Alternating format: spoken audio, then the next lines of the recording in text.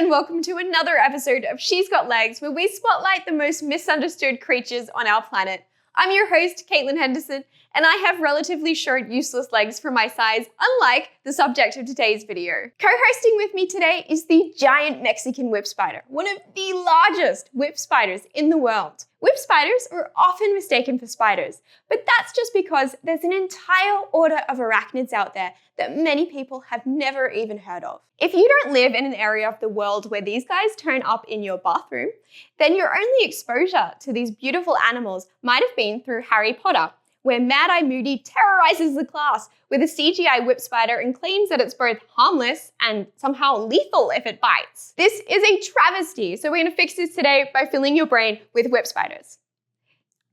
By this I mean facts about whip spiders.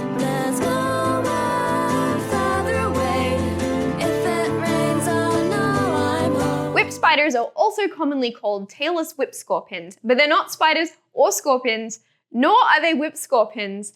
And at this point, I'm almost as confused as you are, and I'm the one who wrote the script. Whip spiders make up their own separate order of arachnids called Amblypygi.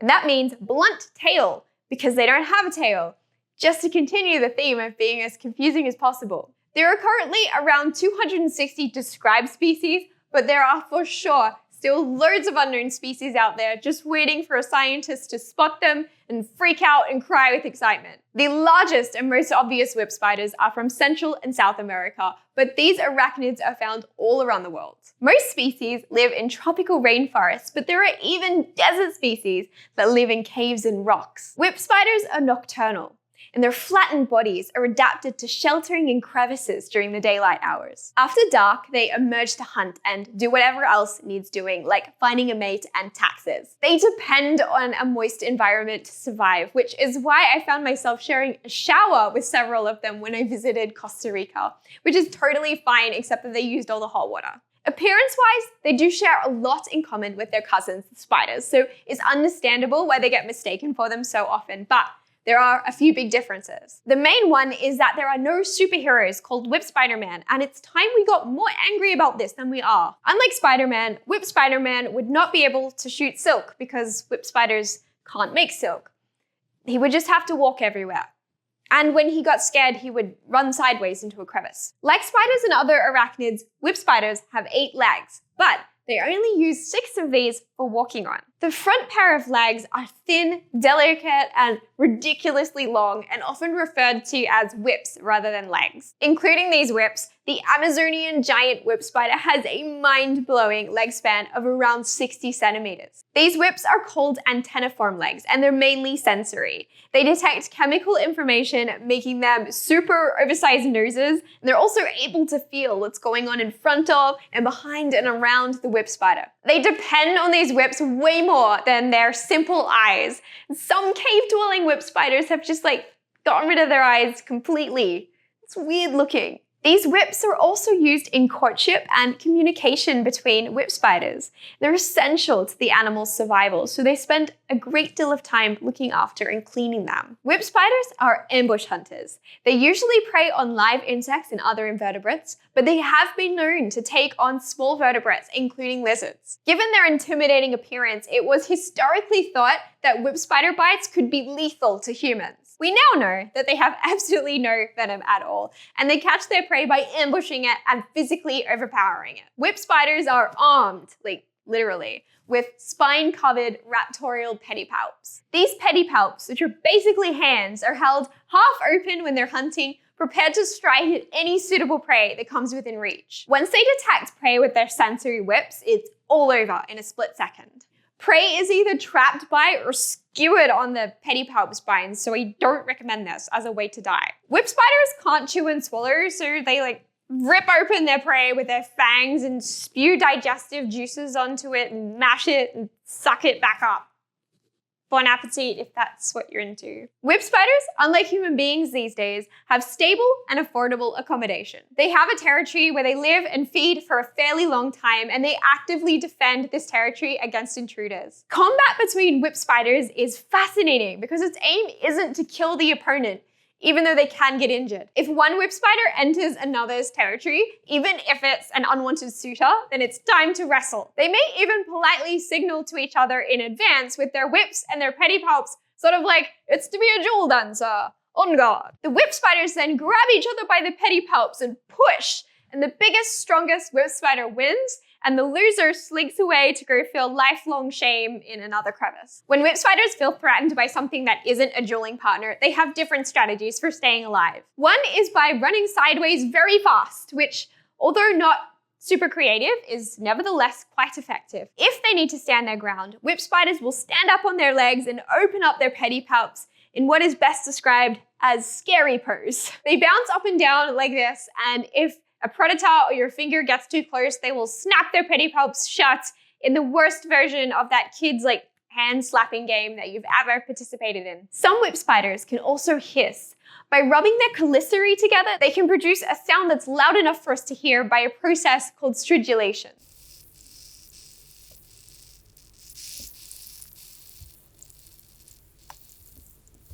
If you think telling predators to doesn't sound that frightening, then consider how it felt the last time you were told off by a librarian. Bugs are often thought of as living short, hectic lives where they madly try to reproduce before the winter sets in, and then they die melodramatically on the kitchen windowsill. Like many other invertebrates, whip spiders rebel against this idea by stubbornly living for a long time. Some species have been recorded to have a lifespan of over 10 years.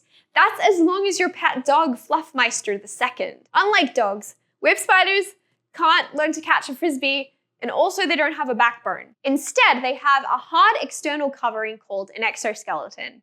Animals with an exoskeleton are called arthropods. To grow, they need to molt their exoskeleton in a process called ecdysis. They hang from a height and pump themselves out of their old skin looking like soft, pale spaghetti. Once they harden up and return to their regular color, they have a new exoskeleton, which is a bit larger than before. Most arthropods stop molting when they reach adult, but whip spiders are special. They continue molting once every year or two, even once they're mature. This is super handy because during this process, they can grow back lost or broken limbs, including their precious whips. A whip spider with a damaged whip may have problems orienting itself, so it's super important that they can grow these back. Maybe that's what's wrong with me. Regeneration is a really cool superpower, and it's just another reason there should absolutely be a whip spider man. Or woman.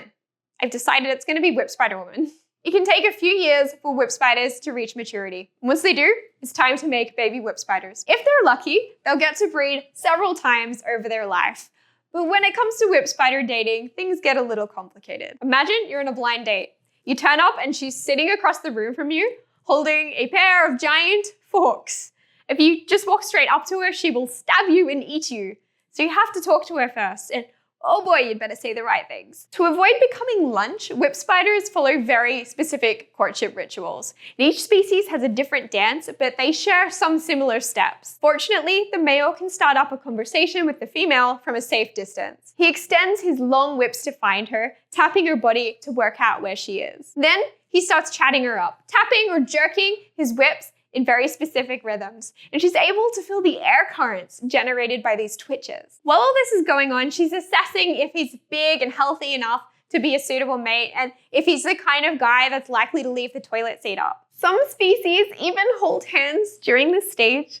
It's really romantic in a spiky, spindly kind of way. Courtship can take several hours. Then, whip spiders don't actually boink in the traditional sense. The male produces what's called a spermatophore, which is a sperm package that he just glues to the ground. He produces this during courtship when he's turned with his sexy whip spider booty towards her face, or sometimes with his sexy whip spider booty underneath her body. Once he's left his gift, he has to step back and entice his date to come forward and pick it up. He usually does this by retreating and then beckoning to her in sexy whip spider language with his whips. The female will creep forward and pick up his spermatophore, and then that's it. That's as far as the male's parental duties go. They each go their separate ways, and they don't even bother to exchange Instagram handles or whatever you young people do these days, but that is just the beginning of the journey for the mother. One of the coolest things about whip spiders is that they care for their babies.